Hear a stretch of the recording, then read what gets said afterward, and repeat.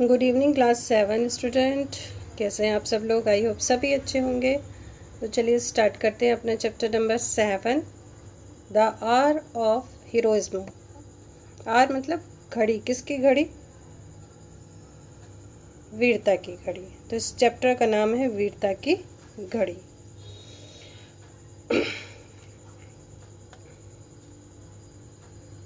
चलिए स्टार्ट करते हैं हम लोग चैप्टर अपना, ठीक है। देखिए, नेचुरल डिजास्टर होते हैं जैसे कि अर्थक्वेक है ना, सुनामी और फ्लड आ जाना, लैंडस्लाइड होना, ये सारे नेचुरल डिजास्टर हैं जिनके बारे में आप लोग अपनी ज्योग्राफी की बुक में पढ़ चुके हो।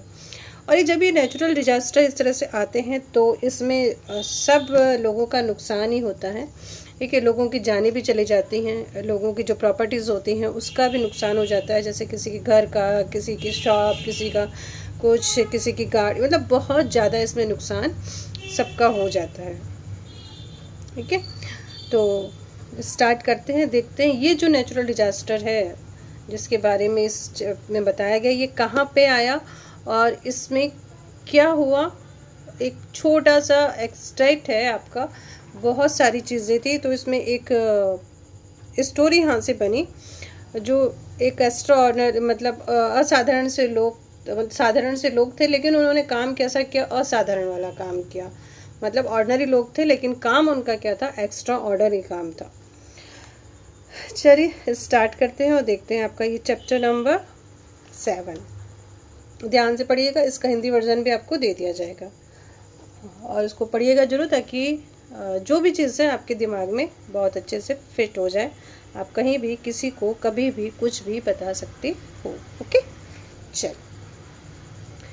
The tsunami which left 250,000 dead or missing in Asia was almost unimaginably means अकल्पनीय। वर्ड मीनिंग भी आपको दे दिए गए हैं, ठीक है। डिस्ट्रक्टिव मीन्स विनाशकारी, ठीक है। सुनामी जिसने एशिया में लगभग 2,50,000 लोगों को मारा या फिर लापता कर दिया, या तो लोग मर गए उस सुनामी में या फिर लापता हो गए। लगभग ये अकल्पनीय और विनाशकारी थी। सुनामी कैसी थी? अकल्पनीय थी और विनाशकारी थी, यानी कि इतना ज़्यादा चीज़ों का नुकसान हुआ, इतना ज़्यादा विनाश हुआ जिसकी कल्पना भी नहीं की जा सकती थी। आफ्टर द वाटर रिसीडेड मतलब कम होना, ठीक है। After the water receded Banda आचे एक रिवर का नाम है वहाँ पे, ठीक है। इंडोनेशिया, कहाँ पे है ये? इंडोनेशिया में। इसमें ये सुनामी कहाँ पे आई बच्चों? इंडोनेशिया में। द मोस्ट डिवास्टेटेड सिटी, ठीक है। तो ये जो शहर है ये बांदा आचे है जो कि इंडोनेशिया में है। तो पानी कम होने के बाद इंडोनेशिया का सबसे अधिक तबाह हुआ शहर बांदा आचे। कौन सा? बांदा आचे, ये इंडोनेशिया का शहर है।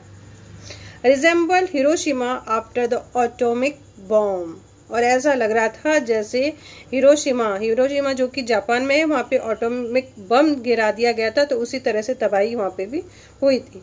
तो कह रहे तो ऐसा लग रहा है कि जैसे कोई हिरोशिमा में जब परमाणु बम गिरा दिया गया था तो वैसा ही सीन यहाँ पे बांदा आचे में दिखाई दे रहा है। Only a few buildings survived, बस कुछ ही बिल्डिंग बची थी, बाकी सारी बिल्डिंग तो क्या हो गई, तहस नहस हो गई। कॉरेब्स मतलब लाशें, वर पाइल्ड ऑन द स्ट्रीट, गलियों में लाशों का ढेर पड़ा हुआ था। एंड पिक अप ट्रक, और उनको ट्रक में क्या करा था, उठाया जा रहा था, लाशों को ले जाया जा रहा था।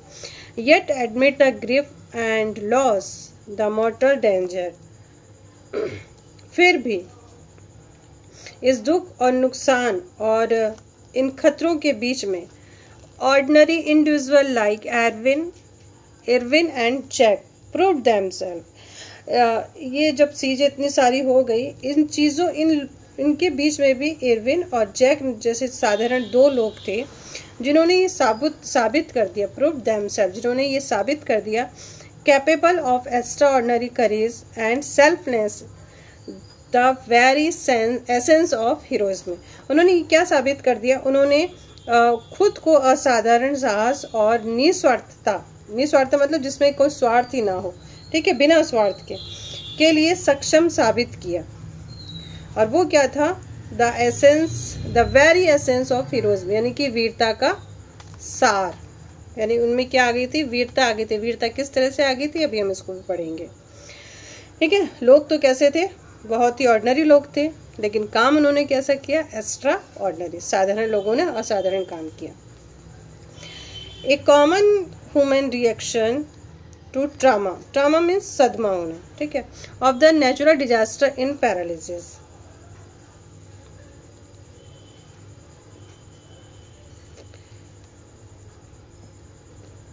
प्राकृतिक आपदा के इस आघात के प्रति एक सामान्य मानवीय प्रतिक्रिया का पक्षाघात है ये।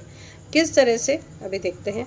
But extra ordinary event also evoke uncommon bravery, लेकिन असाधारण घटना भी असामान्य बहादुरी को जन्म देती है।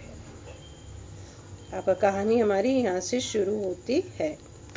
Even a 37-year-old flower seller in Banda Aceh में 37-year-old एक आदमी है जिसका नाम है एरविन। ये 37 years old का है।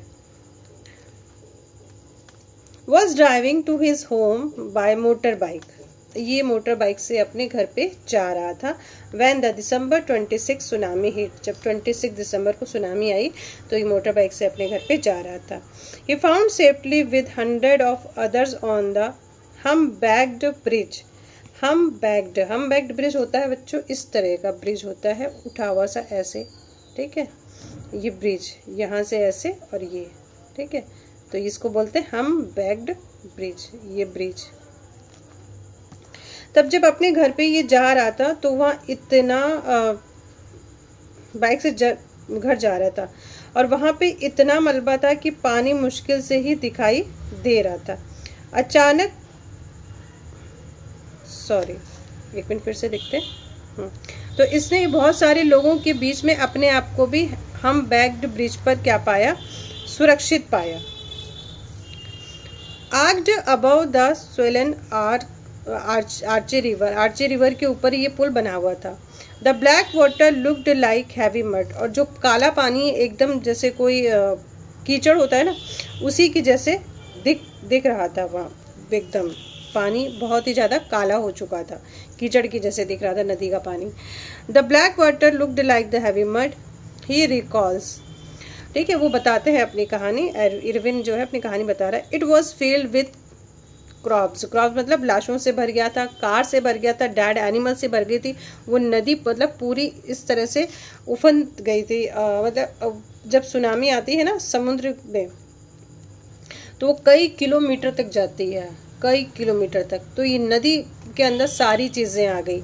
एक नदी थी इस हमबैक्ड ब्रिज के नीचे जहाँ पे लाशें, कारें और डेड एनिमल ये सारे के सारे थे।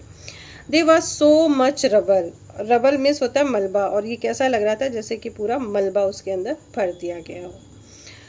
You could hardly see water, और पानी तो बड़ी ही मुश्किल से दिखाई दे रहा था।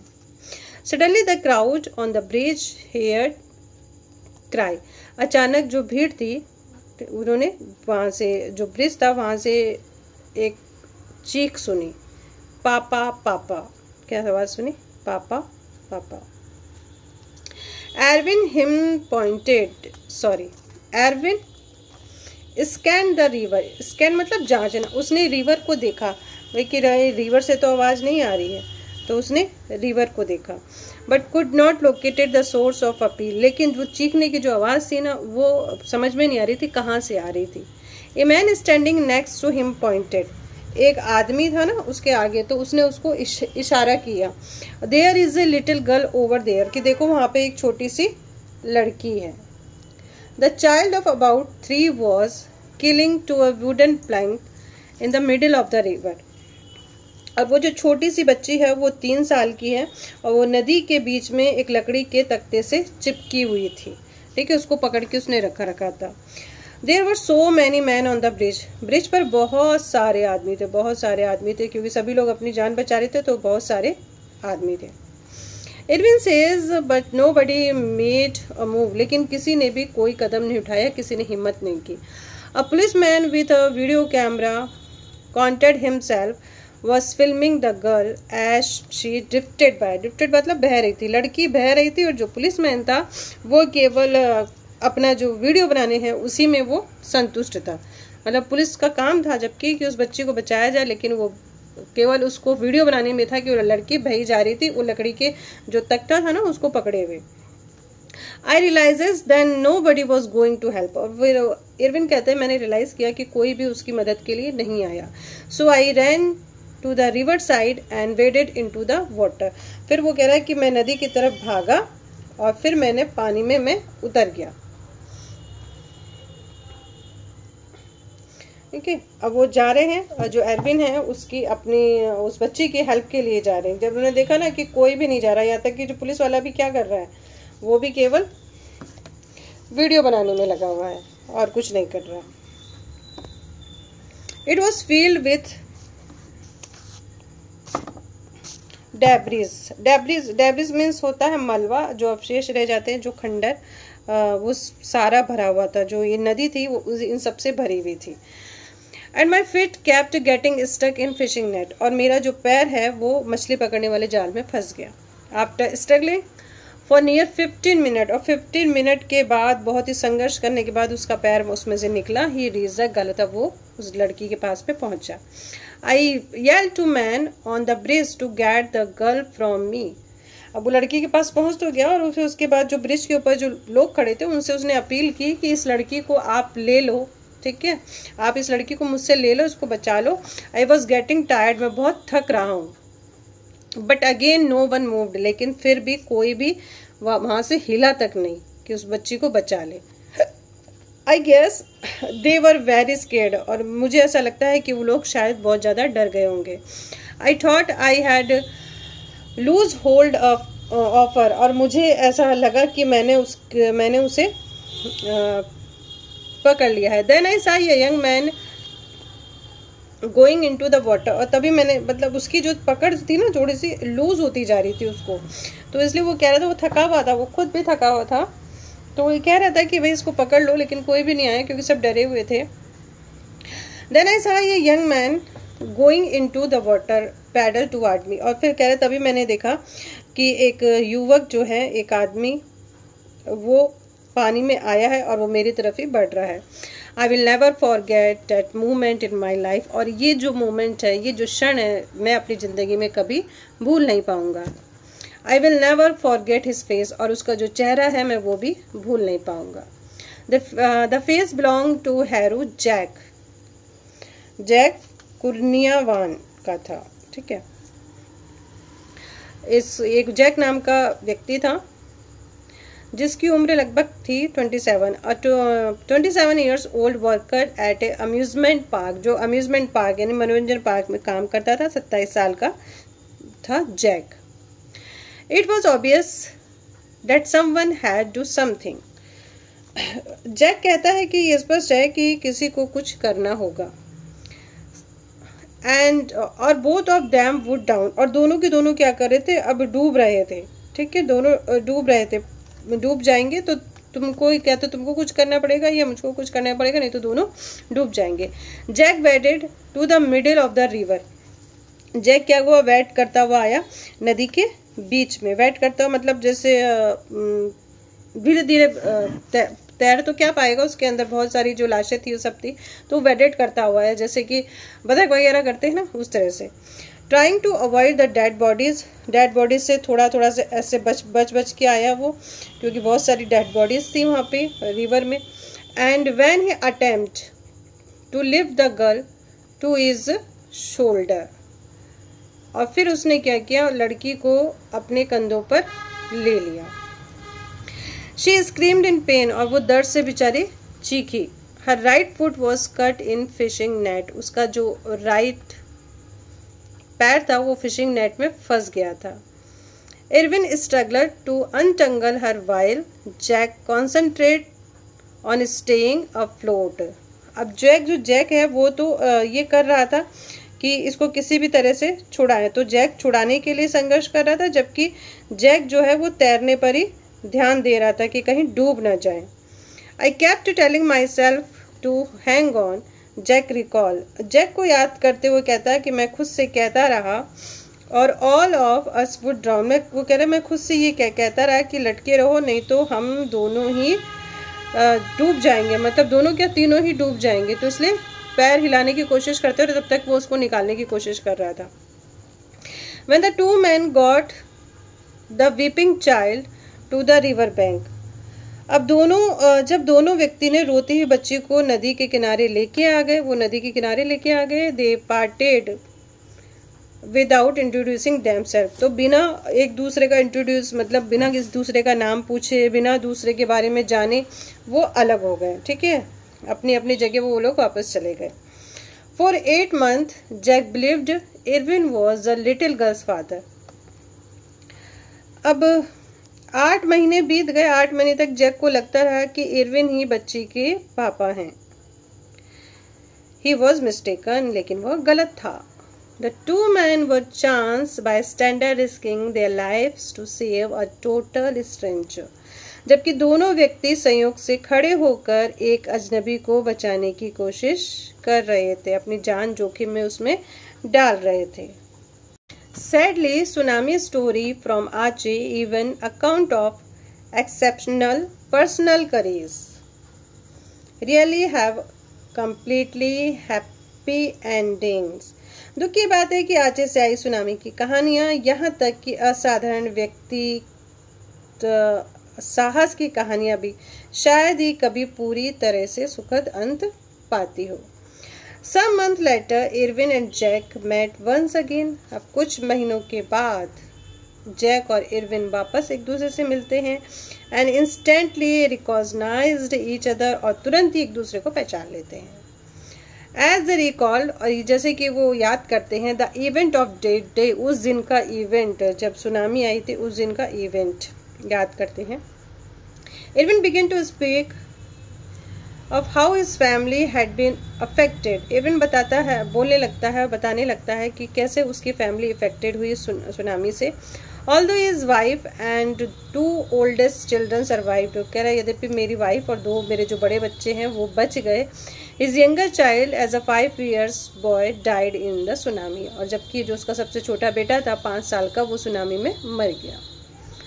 He does not know the fate of young girl whom he and Jack saved, और वो कह रहा है कि वो उस लड़की के बारे में नहीं जानता, उस लड़की के भाग्य के बारे में नहीं जानता जिसे उसने और जैक ने बचाया था।